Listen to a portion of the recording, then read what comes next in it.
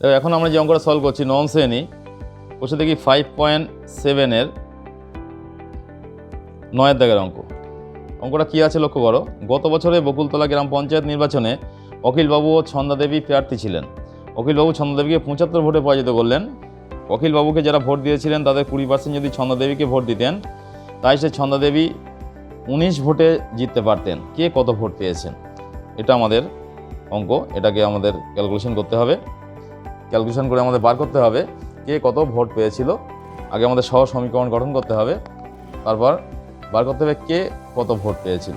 তাহলে আমরা মনে করি, এখানে ধরে নেব, মনে করি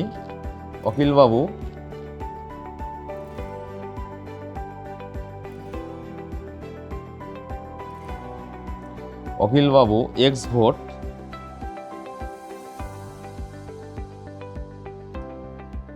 পেয়ে ছন্দাদেবী অখিলবাবু এক্স ভোট পেয়েছেন এবং ছন্দাদেবী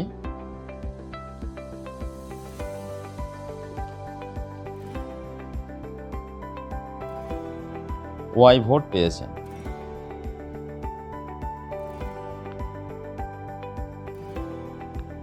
ওয়াই ভোট পেয়েছেন। তাহলে প্রশ্নানুসারে কী হবে? যে দুটো শর্ত দেওয়া আছে, আমরা শর্ত থেকে দুটো সমীকরণ বার করব।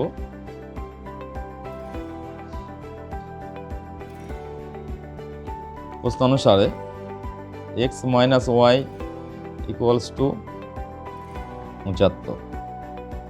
এখান থেকে একটু ছোটো করে আমরা বার করে নিচ্ছি যে তাহলে ওয়াই ইকুয়ালস টু কত হবে?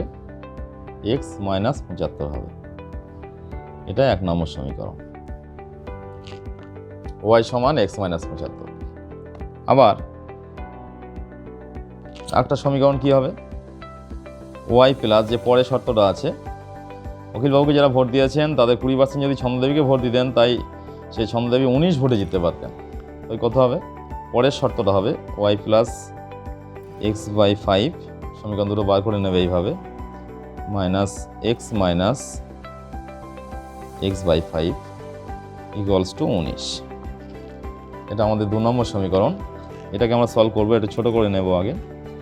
তাহলে y plus x by 5 minus গুণ করলে minus x, minus minus plus x by 5 equals to 19। তাহলে কী দাঁড়াচ্ছে অ্যাকচুয়াল? দেখো, ওয়াই প্লাস, এইগুলো আমরা লসাগু করব, এর নিচে কিছু নেই মানে 1, 5 লসাগু হলে x minus 5x plus x equals to 19।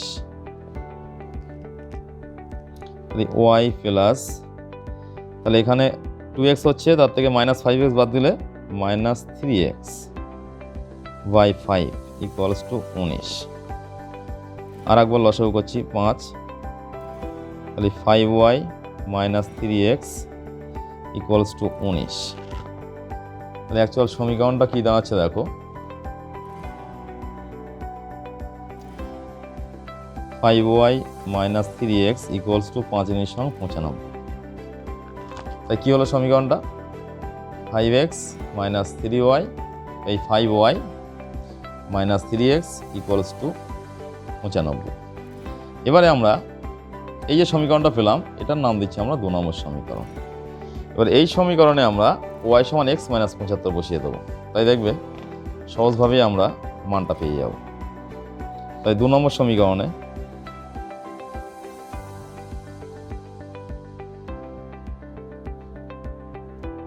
Y সমান এক্স মাইনাস 75 বসিয়ে পাই। 2 নম্বর সমীকরণ বলতে 5y, তাহলে 5 ইন্টু ওয়াই এর স্থানে বলবে x minus 75, 5y minus 3x সমান 95। তাই 5y মাইনাস 3x সমান 95।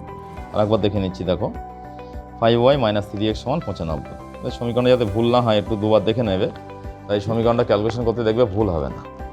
5 দিয়ে গুণ হচ্ছে, তাহলে এখানে 5x মাইনাস 5 × 5 = 25, 5 হাতে 2, 5 × 7 = 35 আর 2 = 37, 375। তাই 5x মাইনাস 375, এখানে একটা 3x আছে বসিয়ে দিলাম, সমান 95। 5x থেকে 3x বাদ দিলে 2x ইকুয়ালস টু 95, আর এটা 375 ডান দিকে চলে আসছে, যোগ হবে। তাহলে x ইকুয়ালস টু কত হচ্ছে, এ দুটো যোগ করলে কত হবে দেখো, 0 5 5 0 হাতে 1 8, আর 9 17 7 হাতে 1 470, আর কোনাকুনি দুইটা নিচে আসছে, 2 দিয়ে কাটাকুটি করলে কত হবে 235। এই দেখো আমরা x এর ভ্যালুটা পেয়ে গেলাম, মানটা পেয়ে গেলাম 235। এবারে আমরা কোন সমীকরণে, এই 1 নম্বর সমীকরণে x এর মানটা বসিয়ে দেবো। তাহলে 1 নম্বর সমীকরণে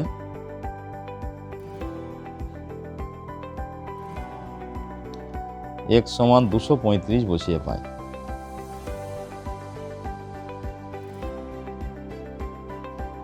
এক নম্বর সমীকরণটা আছে y সমান x মাইনাস 75, তাহলে y সমান x এর মান 235 মাইনাস 75, বিয়োগ করলে কত হবে 100, 5 5 মিলে গেলে দেখো 0 7 আর কত হলে 13 6 160, y এর মানটা পেয়ে গেলাম 160।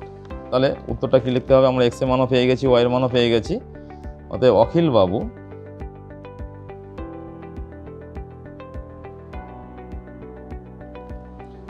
$235 ভোট ও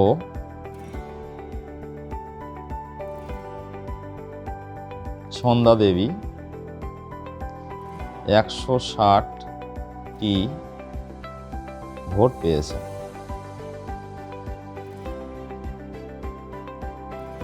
প্রতিটি অঙ্ক শেষে এইভাবে উত্তর লিখবে।